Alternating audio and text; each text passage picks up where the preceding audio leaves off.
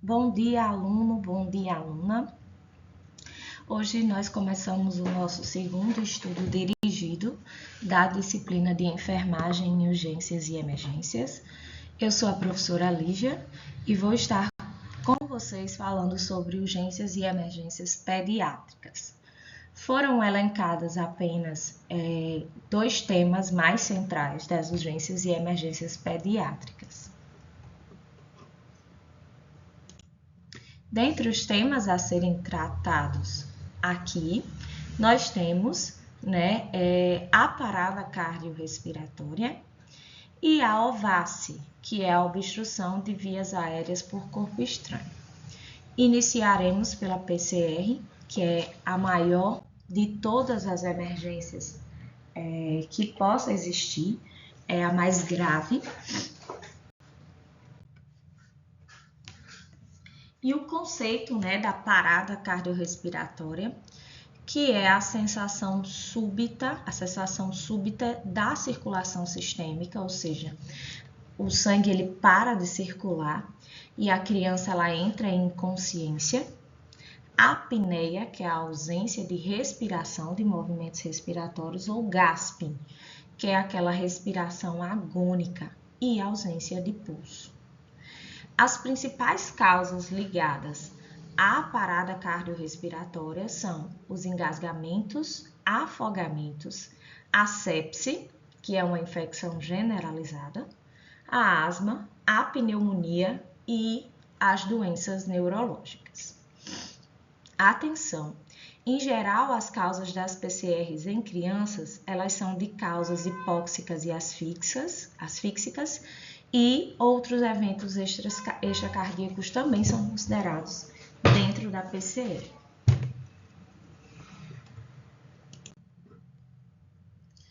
Existem algumas particularidades da PCR em crianças pela própria anatomia da criança, certo? Nós sabemos que a criança tem a cabeça maior e mais pesada do que o próprio corpo. A passagem oral e nasal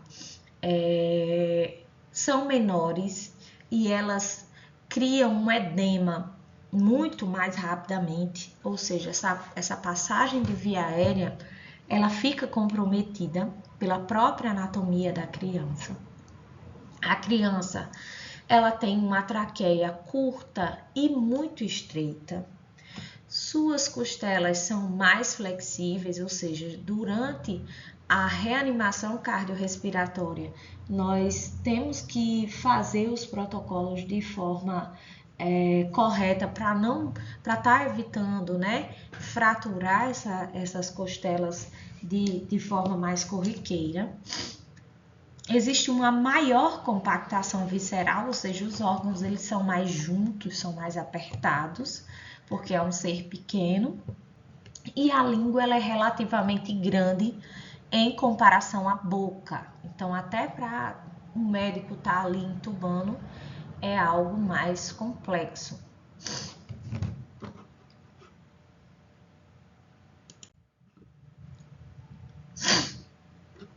Então, o que é que significa, a cabeça maior do que o corpo?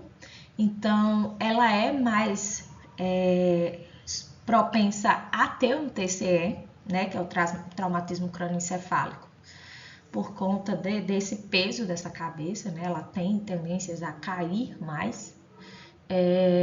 O trauma vértebro-medular, que é quando o paciente ele sofre uma fratura vertebral na coluna, justamente por conta desse peso da cabeça.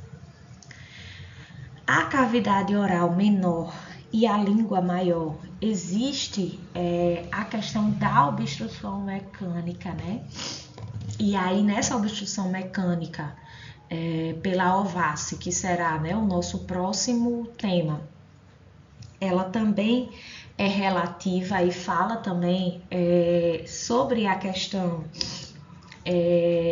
também da própria conformação da anatomia da criança, e essa obstrução mecânica ela é muito mais rápida. E também a questão da dificuldade na intubação, justamente por conta dessa língua maior do que a cavidade oral.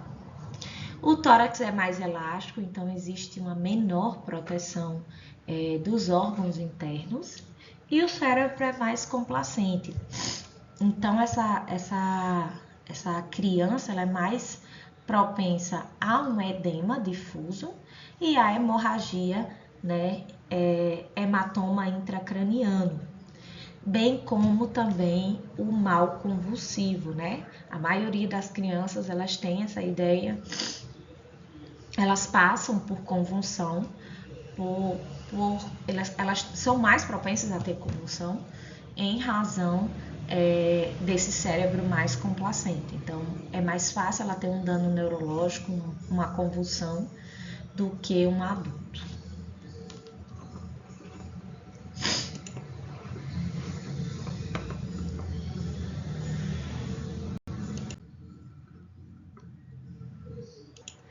Alguns parâmetros pediátricos devem ser considerados, né? Que é a frequência cardíaca, a pressão arterial e a frequência respiratória. Nos lactentes, né, que são crianças de 2 até 2 anos de idade, né, a gente tem 160 batimentos por minuto, 90, né, da pressão arterial sistólica e 40 incursões respiratórias por minuto. O pré-escolar, ele tem 120 batimentos por minuto, mais ou menos 80 de pressão sistólica e 30 incursões respiratórias por minuto. Já os adolescentes, eles têm uma frequência aí de 100 batimentos por minuto, uma pressão sistólica de aproximadamente 100 milímetros de mercúrio e a incursão respiratória chega a 20, que chega muito próximo da incursão respiratória de um adulto. Na PCR, o tempo ele é variável. É uma variável muito importante, que estima-se, né, que a cada minuto que o indivíduo permaneça em parada cardiorrespiratória, 10% da probabilidade de sobrevida sejam perdidos. Como nós já vimos em sala de aula, né, nós temos metas de atendimento para que esse tempo ele seja diminuído e há sequelas também. Em relação às metas de atendimento, o suporte básico de vida ele deve chegar em até 8 minutos, 4 minutos, aliás, enquanto que o suporte avançado de vida em até 8 minutos. E aí nós sabemos que o suporte avançado de vida, ele envolve, né, procedimentos mais invasivos, envolve a chegada de uma equipe mais especializada, uma equipe que tenha mais acesso a tecnologias e a questões como a intubação orotraqueal, quando é necessário. No caso da parada cardiorrespiratória, inicia-se com o suporte básico de vida, que é a RCP, a ressuscitação cardiopulmonar, e também o uso do desfibrilador externo automático. Porém, é necessário também acionar o suporte avançado de vida, que eles cheguem até 8 minutos para que possa estar realizando, né, a via aérea avançada desse paciente.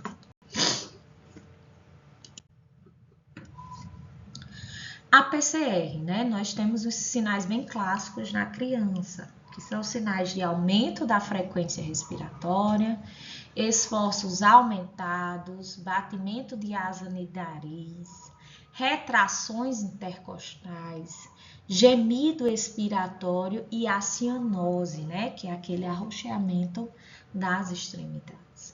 A parada cardíaca ela pode ser constatada pelo socorrista quando o lactente ele não responde, ou a criança, né, não respira eficazmente e não tem pulso palpável em grandes artérias. É dessa forma que é detectada a parada cardiorrespiratória. E o que verificar, né? nós vamos verificar a responsividade, checar a presença da consciência desse paciente, né? Se ele responde aos estímulos. A gente vai avaliar a respiração dessa criança, se existe esforço ou a gente pode até realizar a ausculta. E o pulso, nós precisamos avaliar o pulso em até 10 segundos. A pulsação e a frequência cardíaca, né? Tanto no cordão, na sala de parto, como na femoral ou na carótida, a partir de 1 ano de idade. E o enchimento capilar, né? Se confirmada a parada cardiorrespiratória, nós vamos iniciar o CAB, né? Que é o suporte básico de vida, que iniciará na circulação e posteriormente na via aérea e na respiração. Então, esse é o protocolo hoje vigente pela AHA, que fala sobre esse passo a passo. As diretrizes da RCP em 2015, né, elas recomendam a manutenção dos 5 componentes para uma RCP de alta qualidade. A RCP de alta qualidade, ela é preconizada, né, em todos os serviços para que haja a questão, né, da seguridade de um atendimento de qualidade. Então, nós devemos assegurar as compressões torácicas com frequência adequada, ou seja, com uma frequência de 100 a 120 compressões por minuto. Devemos assegurar a compressão torácica na profundidade adequada, de 4 a 6 centímetros, de 2 a 2,4 polegadas. Nós devemos permitir o retorno do tórax à posição de repouso antes das compressões, porque isso garante também a alta qualidade da minha compressão. Nós devemos minimizar as interrupções entre as compressões e evitar a ventilação excessiva. Inclusive no suporte básico de vida, se a gente não tiver como fazer ventilação, nós iremos proceder apenas com as manobras de reanimação cardiopulmonar.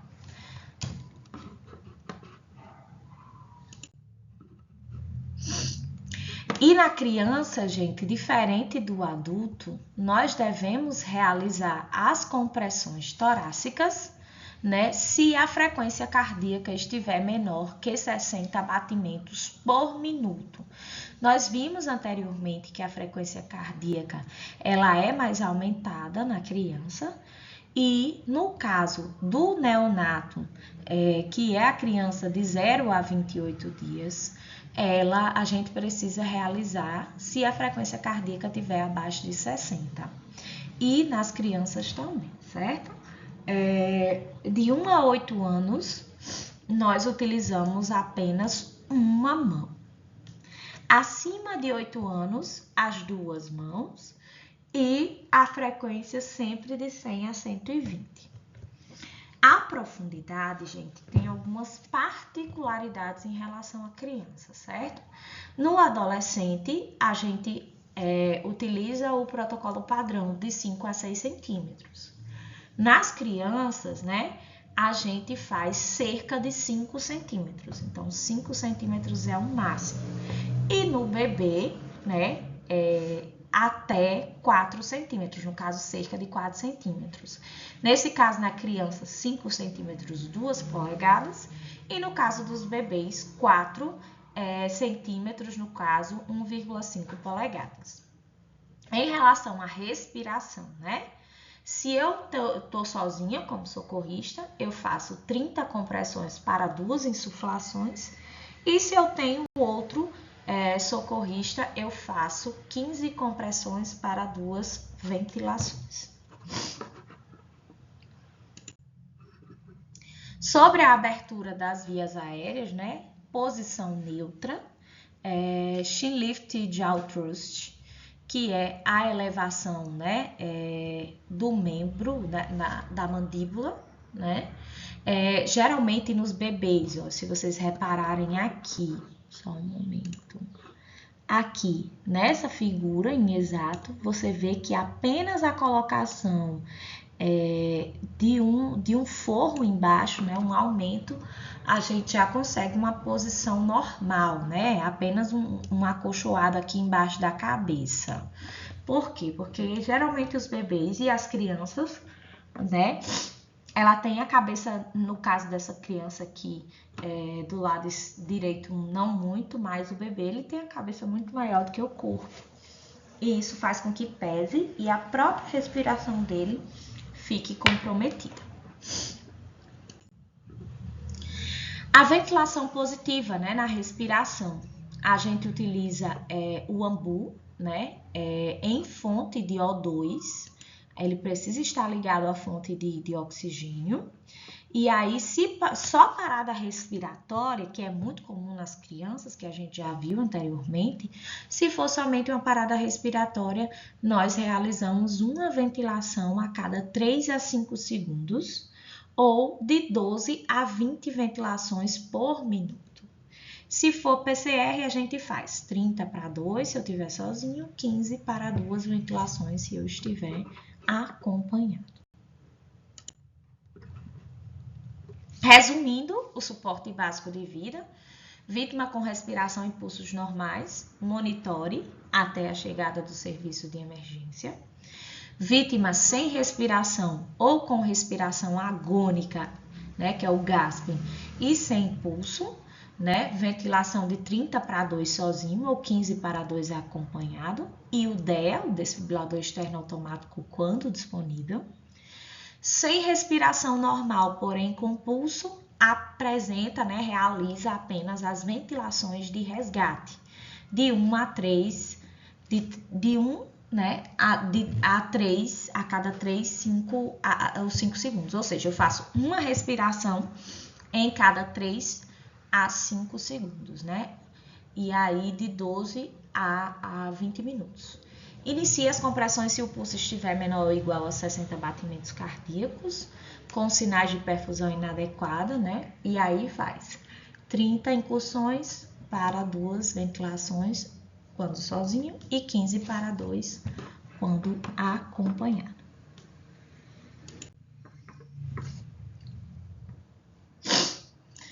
Sobre a relação compressão-ventilação sem via aérea avançada, a gente faz, como eu falei, né? 1 ou 2 socorristas 30 para 2 e 15 para 2. As compressões continuam de 100 a 120, né, por minuto. E as polegadas aqui que a gente já falou anteriormente, né? No mínimo 2 polegadas em adultos ou adolescentes, né? Em crianças até 5 polegadas e em bebês e recém-nascidos, a gente faz só com o polegar ali 4 centímetros. Posicionamento das mãos, né? No adulto são as 2 mãos, sobre a metade inferior do externo, enquanto que as crianças, né, acima de 1 ano de idade, a gente pode colocar 2 mãos ou 1 mão, certo? Depende do porte físico da criança. E aí o retorno do tórax deve ser total e a gente deve minimizar as interrupções da RCP. O suporte avançado de vida, né?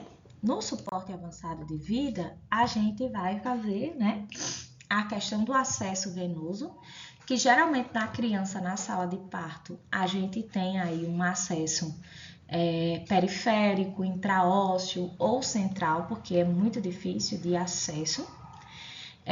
Nós precisamos controlar os sangramentos, administrar drogas como a adrenalina e os expansores, que são a questão do soro, né? Uma quantidade específica de soro faz expandir a circulação do neonato e realizar a monitoração cardíaca contínua.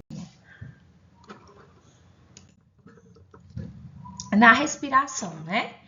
Nós devemos manter a abertura da via aérea, aspirar secreções se for necessário remover corpo estranho, se for necessário, e a cricotireoidostomia, ela é também às vezes necessária, né? Nesse caso, é um procedimento privativo do médico. Sobre a respiração, né? Realizar a ventilação positiva com um ambu adequado para aquela situação, né? Alternando com as compressões. Então, se a criança ela tiver em coma, ou seja, um Glasgow menor do que 8, PCR ou apneia refratária, a ventilação por pressão positiva, a gente faz a massagem e a adrenalina. Se ela tiver em fadiga respiratória ou gasping após a reanimação, a gente tem que avaliar os gases através da gasometria arterial do PaO2, a pressão parcial de oxigênio e a pressão parcial de dióxido de carbono. E em via aérea avançada, a gente faz a ventilação por pressão positiva a cada 6 segundos, igualzinho ao adulto, Quando o adulto está entubado, nós fazemos uma ventilação por pressão positiva a cada 6 segundos. E nós devemos garantir uma adequada ventilação com a FiO2 no máximo, ou seja, 15 litros de oxigênio lá no fluxômetro, realizando sempre a oximetria de pulso. O DEA em crianças, O desfibrilador externo automático, ele analisa o ritmo. Nós sabemos que existem ritmos chocáveis e ritmos não chocáveis. Nós vimos bastante isso em sala de aula, que os ritmos chocáveis são TV e FV. E a sistolia elétrica sem pulso são ritmos não chocáveis que exigem a questão da parte mecânica do coração. Então, nós precisamos realizar RCP. Quando o ritmo é chocável, nós aplicamos um choque e reiniciamos a RCP imediatamente. Fazemos mais um ciclo de RCP de 2 minutos, até avisado pelo DEA, o próprio DEA, quando a gente coloca lá, ele diz, para verificar o ritmo. Então, continua até que o pessoal, do suporte avançado de vida, ele assuma ou até que a vítima comece a se movimentar. Quando o ritmo não é chocável, reiniciamos a RCP imediatamente por cerca de 2 minutos, até ser avisado pelo DEA, para verificar o ritmo novamente. E continuar até o suporte avançado de vida assumir o caso ou até a vítima começar a se movimentar. Sobre a assistência pós-PCR, nós vamos realizar ajuste da FiO2 através da oximetria e gasometria dessa criança. A criança vai precisar de sondagem naso-orogástrica, porque a gente vai começar a alimentar essa criança, ela não pode ficar sem o seu aporte nutricional. A sondagem vesical é necessária e a maioria das sondagens de crianças ela vem com fio guia, É difícil realizar a sondagem vesical, não é um procedimento fácil. E a infusão de fluidos e o controle hídrico, além da correção de desequilíbrio hidroeletrolítico se houver.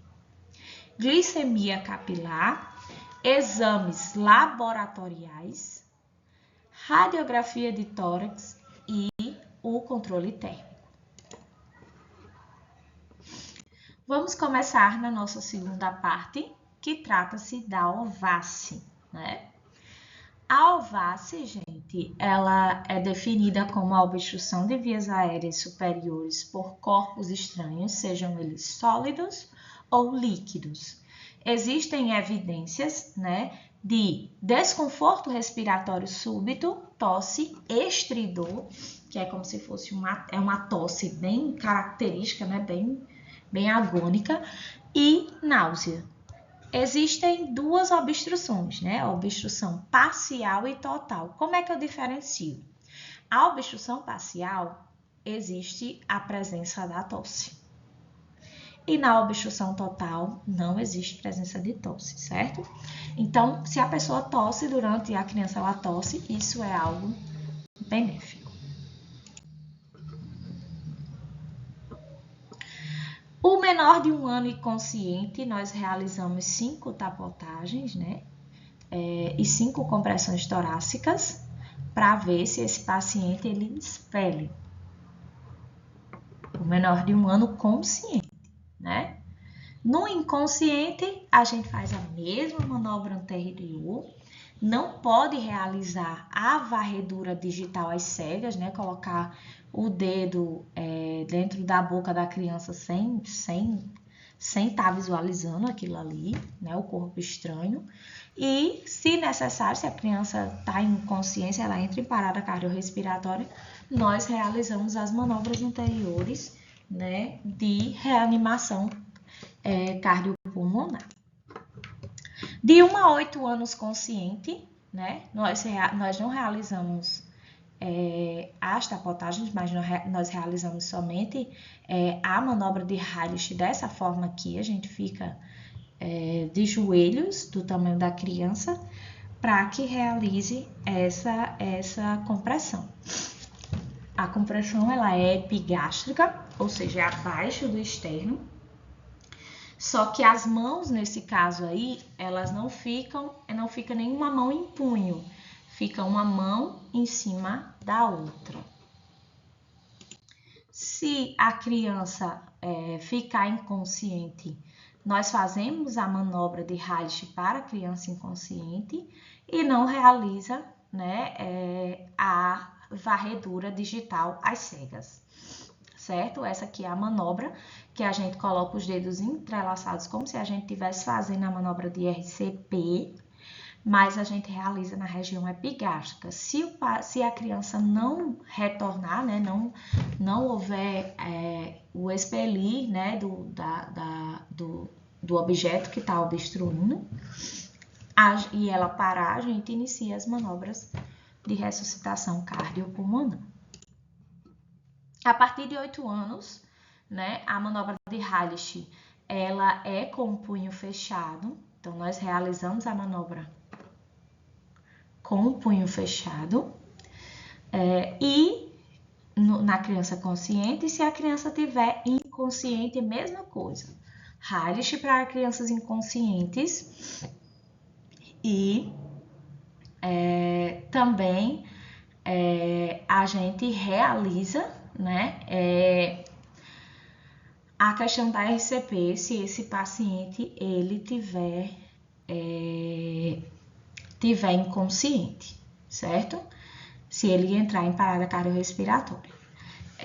No caso, nunca realizar a varredura digital às cegas. A gente só realiza a varredura digital quando a gente tem certeza que a gente está vendo ali o objeto que está realizando a obstrução de via aérea.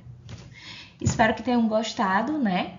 Teremos 3 perguntas a seguir dentro do AVA e espero que tenham aproveitado.